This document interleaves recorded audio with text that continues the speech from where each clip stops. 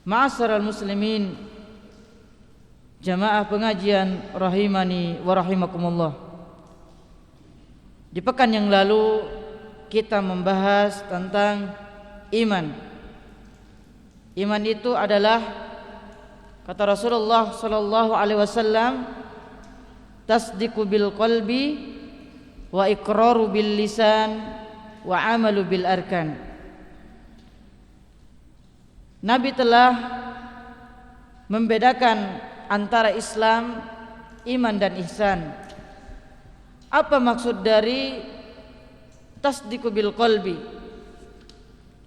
dan wa iqraru bir lisan dan wa amalu bil arkan?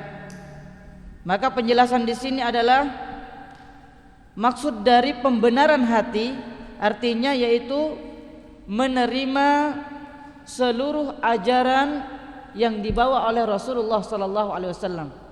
Itu tasdiqu bil qalbi. Maksudnya pembenaran dengan hati.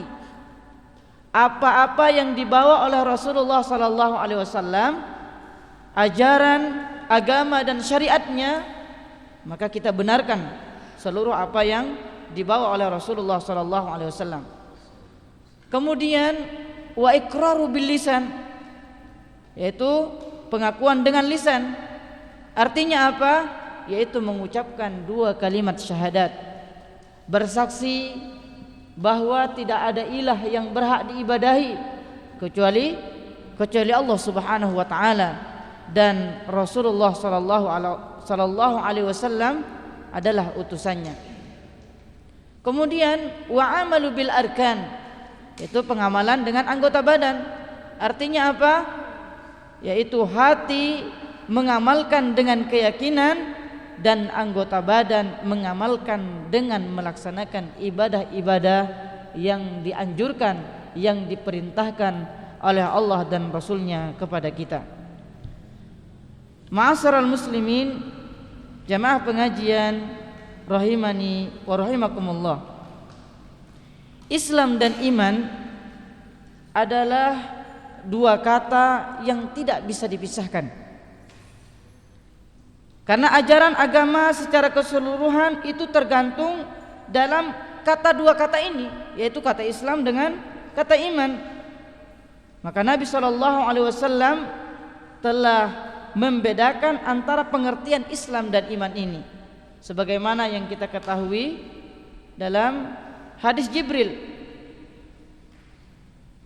Rasulullah SAW ketika ditanya oleh malaikat Jibril, apa kata malaikat Jibril? Wahai Muhammad, kabarkan kepadaku tentang Islam. Apa itu Islam? Maka Rasulullah SAW menjawab, Islam itu adalah bersaksi tidak ada ilah yang berhak diibadahi dan Muhammad adalah utusannya. Itu adalah Islam. Mengerjakan salat, membayar zakat, menjalankan puasa Ramadan, dan menunaikan haji ke Baitullah bagi yang mampu.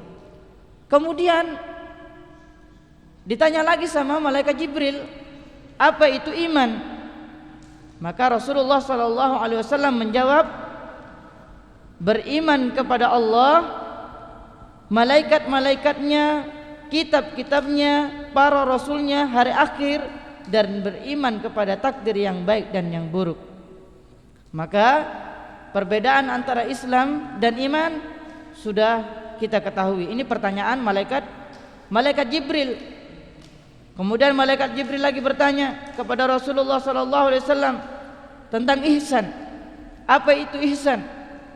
Maka Nabi SAW menjawab, anta budallah ka'annaka tarahu fa in lam takun tarahu fa innahu yaraka. Kata Rasulullah sallallahu alaihi wasallam, engkau beribadah kepada Allah seolah-olah engkau melihatnya. Apabila engkau tidak melihat Allah, maka yakinlah Allah Subhanahu wa taala melihat kita. Maka beribadahlah kepada Allah Subhanahu wa taala. Bersedekah, jangan memamerkan diri kita. pengumuman dulu kepada orang-orang, saya mau bersedekah besok. Maka pengertian ihsan ini tidak seperti itu. Pengertian ihsan anta'budallaha ka'annaka tarahu fa illam takun tarahu fa innahu yaraka, kata Rasulullah sallallahu alaihi wasallam. Maka beribadahlah kepada Allah. Jadi ibadah ini adalah kata umum, mujmal. Bentuk ibadah aja, bentuk ibadah apa saja. Ibadah salat, ibadah puasa, ibadah zakat, berbuat baik, berkata baik, berakhlak yang baik. Ini adalah bentuk ibadah. Maka kata Rasulullah, anta'budallaha ka'annaka tarahu fa illam takun tarahu fa innahu yaraka. Maka beribadahlah kepada Allah seakan-akan engkau melihat Allah Subhanahu wa taala. Jadi posisi kita saat melakukan ibadah, maka berangan-anganlah kita melihat Allah Subhanahu wa taala. Jadi pakaian yang kita pakai, baju yang kita pakai, diusahakan baju yang bagus, karena kita akan menghadap Allah Subhanahu wa taala. Fa illam takun tarahu, apabila engkau tidak melihat Allah, kata Rasulullah sallallahu alaihi wasallam, fa innahu yaraka. Maka yakinlah Allah Subhanahu wa taala melihat kita. Ma'asyiral muslimin, jamaah pengajian rahimani wa rahimakumullah. Maka Islam di sini Rasulullah sallallahu alaihi wasallam sering menyebutkan gambaran-gambaran perangai-perangai atau perilaku-perilaku yang dilakukan oleh Islam itu sendiri. Contohnya penyerahan hati, menghindarkan manusia dari gangguan lisan dan tangan, kemudian memberikan makan fakir miskin, berkata yang baik, dan semua perkara-perkara yang beliau sebutkan dengan sebutan Islam, di dalamnya nampak jelas ada ketundukan dan kepatuhan. Maka status Islam akan kuat, dan Islam itu akan kuat ketika kita mengucapkan 2 kalimat syahadat. Nah, ini tambah kuat keislaman kita. Jadi di atasnya ini adalah gambarannya, gambaran yang dilakukan oleh Islam itu sendiri. Gambarannya apa? Yaitu dengan berkata yang baik, memberikan makan fakir miskin, menghindari gangguan-gangguan di jalan. Ini adalah perangai Islam, gambaran Islam. Dan lebih jelasnya atau lebih kuatnya ketika seseorang itu sudah mengucapkan 2 kalimat syahadat, mengerjakan sholat, menunaikan zakat, dan melaksanakan haji bagi yang mampu. Inilah Islam. Inilah syiar-syiar Islam yang paling tampak. Dengan menunaikannya, menyerahkan diri seseorang dianggap sempurna, dan dengan meninggalkannya dianggap tidak taat dan tidak patuh. Penyerahan hati yang mengandung makna ridho dan taat. Adapun menghindarkan manusia dari gangguan lisan dan tangan mengandung makna adanya ikatan persaudaraan dalam agama yang disebut dengan ukhuwah Islamiyah. Menyingkirkan bahaya juga termasuk menjalankan ajaran agama Islam ini. Kemudian mengajak orang kepada yang baik, kemudian melarang menyakiti orang, kemudian menyuruh pada sikap yang saling tolong menolong. Ini adalah gambaran Islam, gambaran atau perilaku yang dilakukan oleh Islam itu sendiri. Makanya Islam ini memberikan pelajaran kepada kita untuk selalu berbuat baik kepada sesama muslim atau kepada seluruh manusia. Ma'asyiral muslimin, jemaah pengajian rahimani wa rahimakumullah. Kemudian iman. Setelah kita membahas Islam, kemudian iman. Karena ini Islam dan iman tidak bisa dipisahkan. Kita semua telah mengetahui jawaban Rasulullah SAW dari hadis Jibril yang mengatakan adalah iman itu apa? An tu'minu billah wa malaikatihi wa kutubihi wa rusulihi wal yaumil akhir. Itu jawabannya Rasulullah SAW.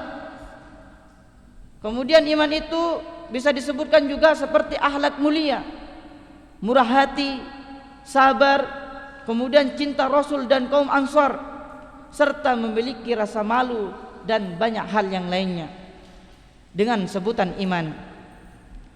Keimanan yang berarti membenarkan secara batin, namun beliau tidak mengkhususkan iman dengan perkara-perkara bersifat batin. Sebaliknya, beliau menyebutkan bahwa amalan-amalan lahiriah juga disebutkan dengan keimanan, dan sebagainya lagi ada yang beliau sebutkan dengan Islam. Sebagaimana diketahui bahwa amalan-amalan tersebut tidak menjadi bukti keimanan kepada Allah Ta'ala tanpa adanya keimanan, dalam hati, seperti yang sering disebutkan dalam banyak nas-nas atau syar'i mengenai pentingnya keimanan dalam hati. Atas dasar ini semua, maka dapat dikatakan bahwa apabila kata Islam dan iman disebutkan bersamaan, maka kata Islam diartikan dengan amalan-amalan lahir, dan kata iman diartikan dengan amalan batin. Namun apabila salah satu yang disebutkan, maka ia juga diartikan seperti yang lain. Artinya Islam diartikan dengan keyakinan dan amalan, sebagaimana iman jika disebutkan sendirian juga memiliki arti yang sama. Keduanya sama-sama wajib. Seseorang tidak akan dapat meraih ridha Allah dan tidak diselamatkan dari azab Allah kecuali bila secara lahir ia patuh kepadanya dengan disertai keyakinan dalam hati. Keduanya tidak boleh dipisahkan. Ma'asyiral muslimin, jamaah pengajian rahimani wa rahimakumullah. Ketika kita berbicara tentang iman, mari kita melihat kepada sejarah tentang iman-imannya para nabi terdahulu. Contohnya Nabi Ibrahim alaihissalam. Beliau telah dibuang ke hutan menjelang dewasa sampai besar. Kemudian keluar dari hutan, Nabi Ibrahim alaihissalam mendapat tugas yang sangat besar, yakni mereformasi akidah Raja Namrud. Bayangkan Pak, ini keimanannya para nabi terdahulu, yakni Nabi Ibrahim alaihissalam, dan mereformasi bala tentara dan masyarakat pengikut Raja Namrud pada saat itu. Kemudian bukan hanya Raja Namrud, akan tetapi ayahanda dari Nabi Ibrahim alaihissalam. Ketika Nabi SAW, Nabi Ibrahim alaihissalam ingin menyampaikan dakwah tauhid, ini keimanannya Nabi Ibrahim sangat kuat. Maka kita melihat dari keimanannya, apa yang disampaikan oleh Nabi Ibrahim kepada bapaknya, maka Nabi Ibrahim alaihissalam mengatakan, idz qala li abihi ya abati lima ta'budu ma la yasma' wa la yubsir wa la yughni 'anka syai'a. Wahai bapakku, mengapa kamu menyembah sesuatu yang tidak mendengar, tidak melihat, dan tidak menolong kamu sedikit pun? Kemudian Nabi Ibrahim alaihissalam mengatakan, ya abati inni qad ja'ani minal ilmi ma lam ya'tika fattabi'ni ahdika ila siratan sawiyya. Maka kata Nabi Ibrahim alaihissalam, wahai bapakku, sesungguhnya telah datang kepadaku sebagian ilmu pengetahuan yang tidak datang kepadamu, maka ikutilah aku, niscaya aku akan menunjukkan kepadamu jalan yang lurus. Kemudian Nabi Ibrahim alaihissalam mengatakan lagi, ya abati la ta'budus syaitan innasy syaitana kana lirrahmani 'asiyya. Wahai ayahku, janganlah engkau menyembah setan, sesungguhnya setan itu durhaka kepada Tuhan yang Maha Pengasih. Maka ternyata beliau belum berhasil menjalukkan kepada bapaknya, lalu ia melanjutkan tugasnya untuk mereformasi tauhid masyarakat kepada waktu itu. Kemudian beliau datang ke tempat penyembahan berhala Raja Namrud. Saat tidak ada orang satupun, Nabi Ibrahim alaihissalam menghancurkan patung-patung itu Pak, dan menyisakan satu patung yang paling besar, Kemudian di patung yang besar itu Nabi Ibrahim alaihissalam menaruh kapak. Setelah menaruh kapak, maka Nabi Ibrahim alaihissalam membuat Raja Namrud itu marah, Pak. Kemudian Nabi Ibrahim dipanggil oleh Raja Namrud. Kemudian ditanya oleh Raja Namrud, engkau yang menghancurkan berhala-berhala ini? Apa kata Nabi Ibrahim? Ini keimanannya Nabi Ibrahim alaihissalam. Kata Nabi Ibrahim alaihissalam, tidak, bukan saya yang menghancurkannya. Maka kata Nabi Ibrahim, silahkan tanya kepada berhala yang paling besar itu. Dia yang memegang kapak, kata Nabi Ibrahim. Kemudian Raja Namrud mengatakan, mereka menanggapi, Ibrahim, kamu ngawur sekali. Kenapa kita harus bertanya kepada dia? Masa dia bisa menjawab apa yang ketika kita tanyakan kepada patung itu, kata Raja Namrud. Maka kata Nabi Ibrahim, kalau tidak bisa mendengar, tidak bisa berbicara, mengapa kalian sembah? Kata Nabi Ibrahim alaihissalam. Mendengar jawaban itu, maka Namrud semakin marah luar biasa. Akhirnya memutuskan Ibrahim akan dihukum dan dibakar hidup-hidup. Beliau dilemparkan ke dalam jilatan api yang sangat dahsyat. Namun beliau karena kepatuhan kepada Allah Subhanahu wa taala, karena ketaatannya kepada Allah Subhanahu wa taala, maka Allah Subhanahu wa taala mengatakan dalam firman-Nya, ya nar kuni bardan wa salaman ala Ibrahim. Wahai api yang terlihat panas, saat menyentuh Ibrahim menjadi dingin karena ketaatan Nabi Ibrahim alaihissalam kepada Allah Subhanahu wa taala. Maka iman itu, Pak, kadang naik dan kadang menurun. Jadi keimanan kita sering diuji oleh Allah Subhanahu wa taala. Kapan kita iman itu naik? Ketika kita semakin dekat kepada Allah Subhanahu wa taala. Ada sebuah contoh ketika kita di sebuah perusahaan, kita lagi diuji oleh bos kita. Padahal kita sudah rajin kerja, Pak. Sudah rajin. Tapi di balik itu, saat gajian, saat akhir bulan, kita tidak mendapatkan hasil sesuai dengan pekerjaan kita. Pasti kita ngomel, Pak. Kenapa saya dikasih seperti ini? Padahal kerja saya keras, saya rajin, tepat waktu, tapi gaji saya tidak pernah ditambah-tambah. Nah, coba kita melihat ke yang berikutnya. Contohnya ketika kita bekerja tidak maksimal, tiba-tiba bos kita menaikkan gaji kita, apa kira-kira yang kita ucapkan? Terima kasih banyak, semoga dibalas oleh Allah Subhanahu wa taala. Tapi tidak ada kata yang keluar saat kita tidak dinaikkan gaji kita. Nah, kita melihat kepada keimanan kita saat diuji oleh Allah Subhanahu wa taala. Jangan sampai ada kata-kata mengeluh. Allah Subhanahu wa taala menguji kita, bukti keimanan kita kepada Allah Subhanahu wa taala. Kadang seseorang mengatakan, saya pantas mendapatkan A, saya pantas mendapatkan B karena ketaatan saya kepada Allah Subhanahu wa taala. Dan saya tidak pantas mendapatkan yang ini. Maka jangan sampai keluar kata-kata seperti itu. Kita harus introspeksi diri. Kita tidak pantas berkata seperti itu. Orang yang beriman kepada Allah Subhanahu wa taala, apapun yang terjadi kepada mereka, masalah ekonomi kah, masalah keluarga kah, ini adalah ujian dari Allah Subhanahu wa taala. Allah Subhanahu wa taala menguji kita bukan berarti Allah itu benci kepada kita. Allah menguji kita tandanya sayang. Apakah dia benar-benar taat kepada saya atau hanya sekedar main-main saja?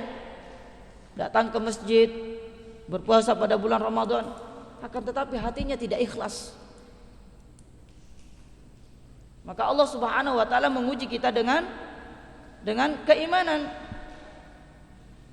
Bukankah kita pernah mendengar,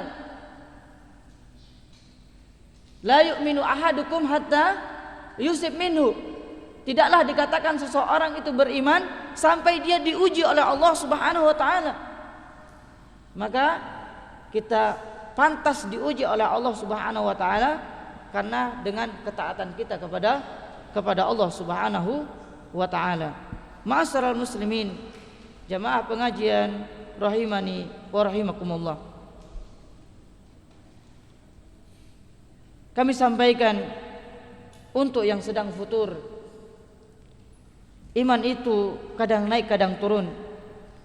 Tapi jangan pernah meremehkan tatkala iman itu turun. Ada orang yang imannya turun dan turun terus, kemudian iman itu tidak pernah naik kembali. Mungkin engkau dulu pernah semangat beribadah, datang kajian, berada di saf pertama, engkau mengajak orang-orang untuk menuju kepada Allah Subhanahu wa taala. Kemudian Allah Subhanahu wa taala menguji kita, menguji kalian. Mungkin boleh jadi karena masalah ekonomi, masalah sosial, masalah keluarga dan lain sebagainya. Tapi ketahuilah, yang menjadi ukuran dan standar engkau orang baik atau tidak adalah tatkala engkau meninggal dunia. Allah Subhanahu wa taala berfirman, innamal a'malu bil khawatim. Sesungguhnya amal itu dilihat dari akhirnya. Apakah akhir dari hidup kita husnul khatimah atau su'ul khatimah? Maka sayang sekali engkau pernah soleh kemudian engkau menjadi mantan orang soleh.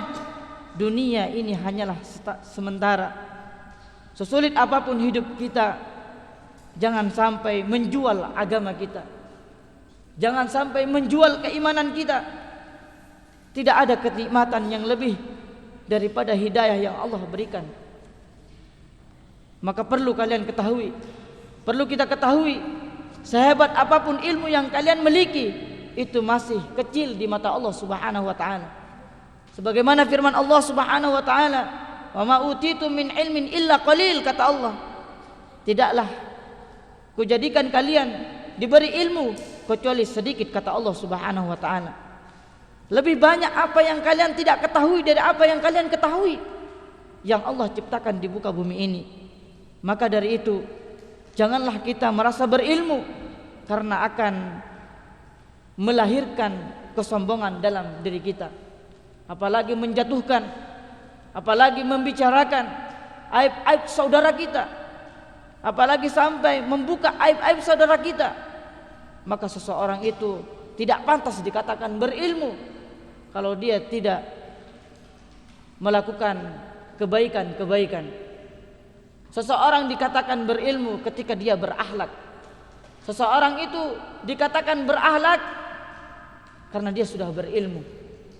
Maka seseorang ketika sudah mendengar kita dari saudara-saudari kita membicarakan aib-aib saudara kita, dia bukan orang baik. Kita harus tanyakan dia tentang keimanan dia. Jangan merasa ilmu kita banyak, jangan merasa posisi kita lebih mulia dibanding orang lain. Allah Subhanahu wa taala bukan melihat dari rupa kita. Allah Subhanahu wa taala tidak melihat siapa kita, ustadzkah kita, kiaikah kita. Karena Allah Subhanahu wa taala melihat dari hati dan amal perbuatan kita. Bukankah kita mendengar, innallaha la yanduru ila suwarikum, sesungguhnya Allah tidak melihat kepada rupa kita, wa amwalukum, kepada harta kita. Allah tidak melihat kita orang kaya kah, orang banyak rumah kah, banyak mobil kah. Allah tidak melihat itu semua. Walakin yanduru ila qulubikum wa a'malikum, akan tetapi Allah Subhanahu wa taala melihat kepada hati kita dan amal perbuatan kita. Maka perbaikilah mulai dari sekarang sebelum kematian menjemput kita. Ma'asyiral muslimin, jamaah pengajian rahimani wa rahimakumullah. Maka berbicara tentang keimanan ini sangatlah panjang. Ketika kita berbicara tentang keimanannya para sahabat Nabi, maka setelah Rasulullah SAW orang yang paling mulia setelah Nabi SAW adalah para sahabatnya. Maka kata Rasulullah SAW, ketika seluruh penduduk muka bumi ini ditimbang imannya dengan iman sahabat Nabi yang paling mulia setelah Nabi, yakni Abu Bakar As-Siddiq, maka lebih berat imannya Abu Bakar As-Siddiq radhiyallahu taala anhu. Keimanan kita ditimbang pada hari kiamat, ditimbang dengan keimanannya Abu Bakar, maka lebih berat keimanannya Abu Bakar karena ketaatannya kepada Allah dan Rasulnya. Kemudian sahabat yang kedua siapa? Umar bin Khattab. Maka kata Rasulullah SAW sebutkan juga, ketika ditimbang seluruh muka bumi ini keimanannya, manusia-manusia yang hidup pada zaman ini, keimanannya ditimbang dengan keimanannya Umar bin Khattab, maka lebih berat keimanan yang dimiliki oleh Umar bin Khattab radhiyallahu taala anhu. Karena apa, Pak? Karena ketaatan mereka kepada Allah dan Rasulnya. Dan begitu seterusnya. Sahabat yang 4 yang disebutkan oleh Rasulullah SAW, keimanan mereka ketika ditimbang dengan keimanan kita, seluruh umat sekarang, itu lebih berat keimanan mereka dibanding keimanan yang kita saat sekarang ini. Ma'asyiral muslimin, jamaah pengajian rahimani wa rahimakumullah, semoga keimanan-keimanan yang Allah berikan kepada kita bertambah dan bertambah terus, karena keimanan itu yang akan mengukur kita apakah kita akan masuk surganya Allah atau masuk nerakanya Allah Subhanahu wa taala. Mungkin pengajian kali ini kita cukupkan sampai di sini. Marilah kita tutup dengan doa kafaratul majlis. Subhanakallahumma wa bihamdika asyhadu an la ilaha illa anta astaghfiruka wa atubu ilaik. Wa akhir da'wana alhamdulillahi rabbil alamin. Wassalamualaikum warahmatullahi wabarakatuh.